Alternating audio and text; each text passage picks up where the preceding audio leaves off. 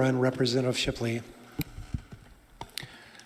Thank you, Mr. Speaker. Ladies and gentlemen of the Iowa House, I rise today in support of this bill, and I'm very thankful. It is an enormous privilege to be here in this chamber and take part in this conversation. I feel this is one of the most important conversations I've been a part of as my tenure as a legislature. I just want to be very thankful for this beautiful country and the peace and the blessings of prosperity and liberty that have been bestowed to all of us. It is a very tremendous privilege that we were born in America. And as has been brought out today, we still have a lot of systematic challenges that despite all the blessings of liberty that America has given us, there's tremendous room for improvement. And it isn't difficult to look back just at decades ago and see things that are abhorrent today. And probably fast forward decades in the future, we'll probably look back in this moment in time and still have that judgment that there are things that, that we're always improving as human beings. We're always improving our society towards justice, towards total equality under the law. So the systematic challenges are real, that life is very unfair. The world can be a very cruel and unforgiving place. And there is a lot of suffering, a lot of unimaginable suffering, a lot of unnecessary suffering that as a body we still need to work to address. I want to briefly explore my privilege, what some people would call white privilege. I do believe the term white privilege is racist on its face. I believe when the term white privilege is used, that does judge me based on the color of my skin, just as Dr. Martin Luther King advised people not to do. So it is a term that I think is just very incomplete and woefully inadequate to accurately describe what we're seeing in society. I've had a very privileged life, and I'm extremely privileged to be here in this chamber. But when looking back, there are things beyond my skin, things that go deeper than my skin tone that led me to be here. And the first thing that comes to mind is really the privilege that I had of having a loving father and a mother and father in the same household that loved each other, that had devotion, and loved their kids unconditionally.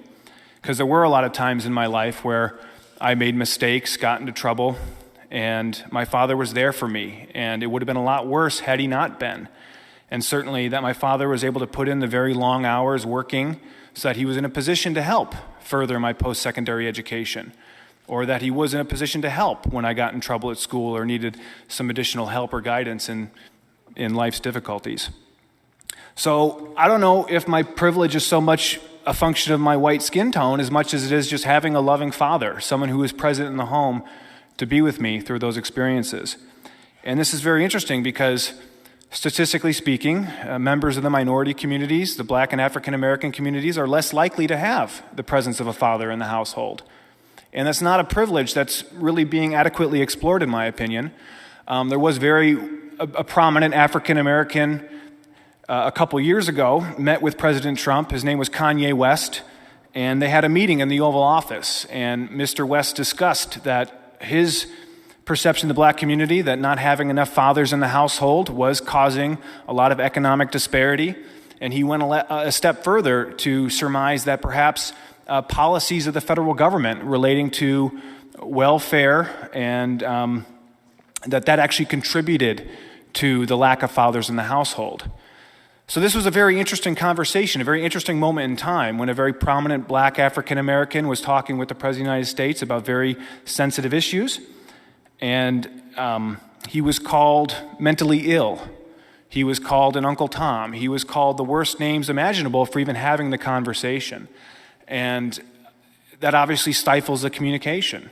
And why? Why was this man treated so shabbily for trying to engage in these important conversations? That was something that was really just, curious to me. And there are lots of other vectors of intelligence a lot of other vectors of privilege to explore, because each of us are privileged in our own way. Some people are more intelligent than others. There's IQ privilege.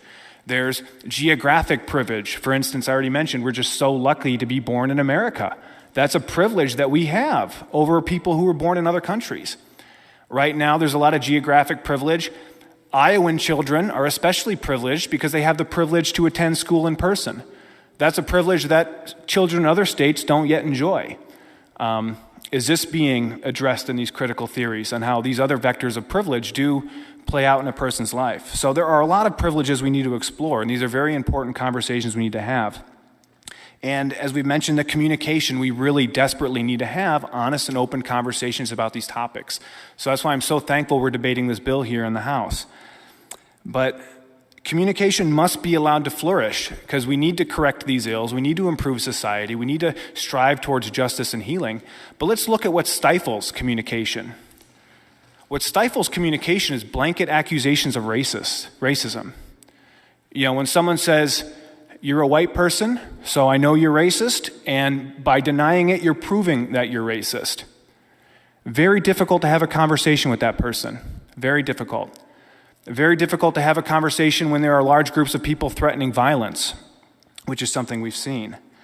So the communication is extremely important, and I hope we can keep as much open and honest communication as possible. And the reason why I think this bill is very important is because ideas have consequences. And we saw this last summer when at the Capitol, Black Lives Matter rioters came here. I use the term rioters because they were advocating violence and destruction. I understand that's not representative of the entire black community, but the people who were at the Capitol were clearly advocating violence and destruction, so I label them rioters.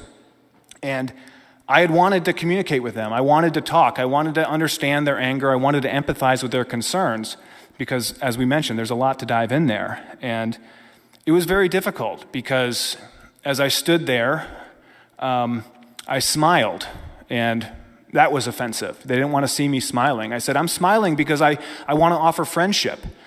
And a big old white guy said, "I don't want your friendship. I want to body slam you." It makes it very difficult to have a conversation when that's the type of rhetoric that activists are using. And again, so this is a white guy. He's very privileged, big old belly full of privilege this guy had, and he's threatening violence on legislators and doing so thinking that he's advancing some sort of common good. And what was extremely ironic to me through the whole conversation is that I've taken a lot of leadership on criminal justice issues, drug reform, issues that really strike at the intersection of where I think there are institutional things that do affect race, that disproportionately affect people of color. And the policies they're asking for, I had already introduced bills on.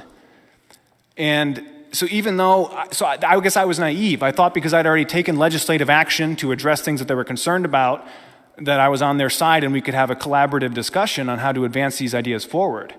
But that was not the case because they were interested in violence. And then they were interested in threatening violence against police officers. And I reckon that wasn't absolutely everyone. I was able to manage to talk to some other young activists who were at the Capitol, and I asked them, what is motivating your activism? What have there's a long history of social justice and correcting the ills from the abolition movement to Martin Luther King. There's a broad history there. There's a playbook. You look at letters from a Birmingham jail. Martin Luther King spells out there's a 4-step process to correcting social injustice. And I asked them, have you read this? And they weren't interested. They knew a lot about white privilege. They knew that I was a racist, but they had absolutely no idea on letters from Birmingham jail and what Martin Luther King had specifically laid out on how to correct these injustices. The playbook's already been written, and that's why it's so important.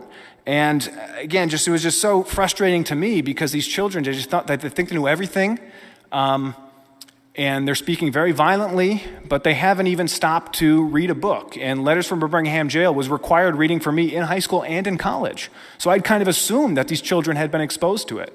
But they were not interested. They just knew that I was racist and that they were right. So in that atmosphere, it's extremely difficult to have these conversations. These ideas do have consequences. I believe Marxism is the correct nomenclature. Marxism is simply a socioeconomic analysis with a materialistic interpretation of the world. I think these divisive critical theories absolutely apply. And those actions have consequences. And we've seen that played out in the Soviet Union and other places. And we need to learn about the consequences of those ideas because this is a runaway train.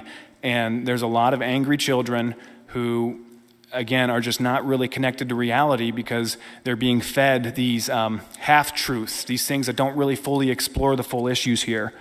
And it's extremely challenging. So I'm glad we're having this discussion. Our nation was founded in Philadelphia, the city of brotherly love, and I hope that is something we can all strive to live up to that American ideal and really work together to collaborate on these issues. So thank you, Mr. Speaker.